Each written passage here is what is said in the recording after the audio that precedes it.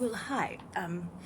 This is this is Angela Dickinson, policewoman extraordinaire, and I am on the prowl for any sort of faux pas or breach of etiquette in this neighborhood. Well, we've got all kinds of characters, let alone the character that resides that away. Well, there are muscle cars, for instance.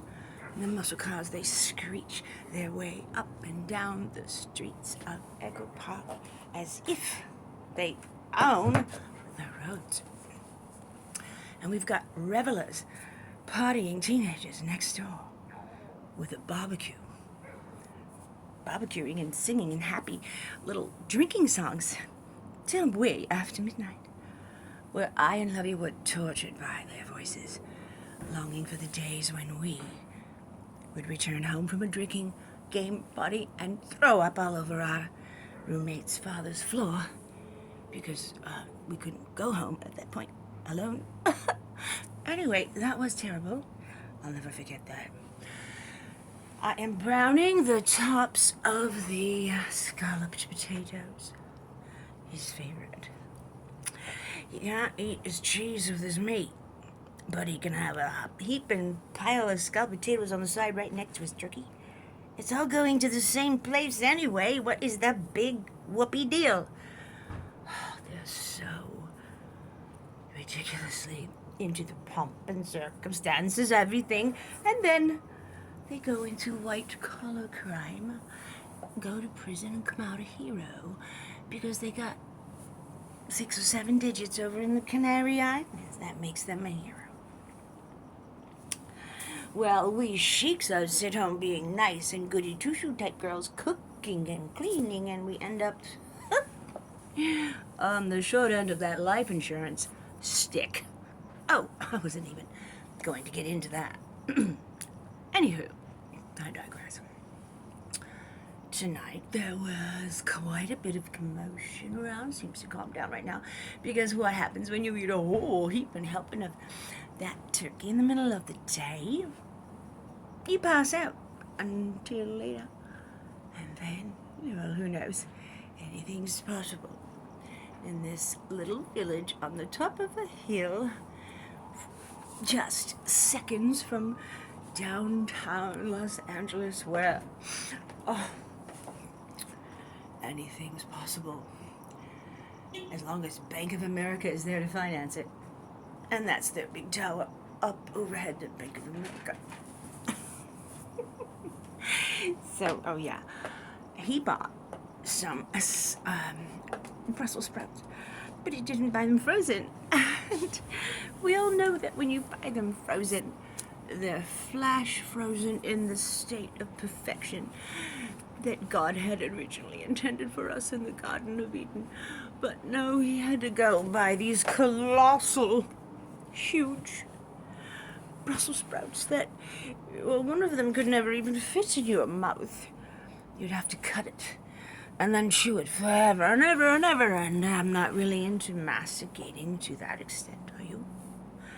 I said masticating, which is what is required to jump on all of that fibrous, dark green vegetable stuff they call Brussels sprouts. And so I declined to enjoy those things with him and decided instead to go with broccoli au gratin along with potatoes au gratin. That's a lot of cheese. Looks like I might be farting a beat tonight. But who cares? Who's gonna hear me?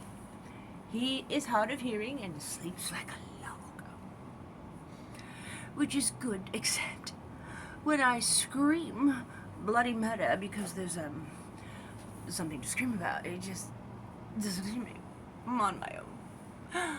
And, well, anything can happen out here in the mean streets of LA.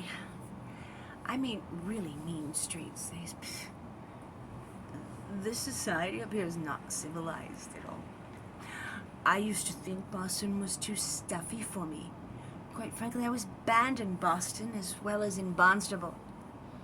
Barnstable, we're right. where I thrived as a happy housewife and raised my 2 darling children. The police came to my apartment one day and said, Mrs. Simon, we would appreciate it if you would just leave town and not come back. So, except, of course, to visit your daughter on her birthday. Like, you mean when all the school children, when I was a child, were running around saying, "Get out of town" by sundown brown? That was a self-fulfilling prophecy. Well, apparently so. Oh well. There's a time and place for everyone and everything. The turkey, the Brussels sprouts, the au gratin potatoes. I almost forgot, and I haven't even put on my makeup yet. Lovey, I'm sure, is back in the dog man cave, thinking, when the fuck can I sink my teeth into a big, fat, oversized Brussels sprout and feel that I'm somehow lengthening my life to the extent where I could be a great grandpa someday. Which, of course, I'm very jealous about because he's got 13 grandchildren, and I have 2 gorgeous, beautiful, intelligent, and sexy children. 35 and 36 without a grandchild yet. So, we've allowed ourselves to be adopted by a cat. Miss Muffet has recently discovered her reflection in a mirror and is enamored greatly with herself. Chip off the old block. Not me, of course. Not me. It's him. He's the narcissist.